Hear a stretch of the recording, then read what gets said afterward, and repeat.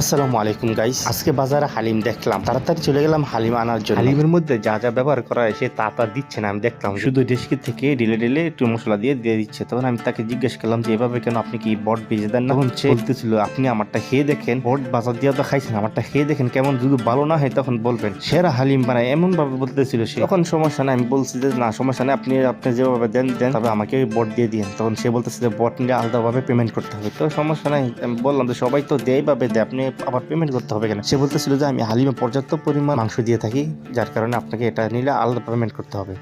তো আমিও বললাম যে 100 টাকার হালিম নিবো, আপনি আলগা কোনো বট দিবেন না, বাজা বট দিবেন না? সে বললো যে না, এটা দেওয়া যাবে না, এটা নিলে আলাদাভাবে পেমেন্ট করতে হবে। তো সমস্যা নাই, আমি পেমেন্ট করে নিলাম। বাইরে ভাই আমি হালিমটা বাড়িতে না খাই একটু টেস্ট করলাম, দেখলাম যে এত একটা বাজে হালিম আর কখনই খাই নাই। প্রথমত হলো হালিমে হলুদ বেশি ছিল, হলুদের গন্ধটা আপনারা জানেন কি রকম। দ্বিতীয়ত হালিমে যে মাংসটা ব্যবহার করা হয় সেই মাংসটা মনে হয় না, একবারে বাজে। গরু যেসব ফালানো যায় মাংসগুলো, ওইগুলো তা একবারই বাজে। আর দ্বিতীয়ত হইলো যে বটগুলো দেয় না, বটগুলো একবার ভাজা হয় না, শুধু এমনি একটু খোলা দিয়ে দিছে আমার। তো আমি কোথা থেকে হালিমটা আনছি নামটা বলতে চাই না, তার রিজিকটাও মারতে চাই না। এরকম হালিম যদি আপনারা খেয়ে থাকেন তাহলে অবশ্যই বলবেন কোথা থেকে খাইছেন।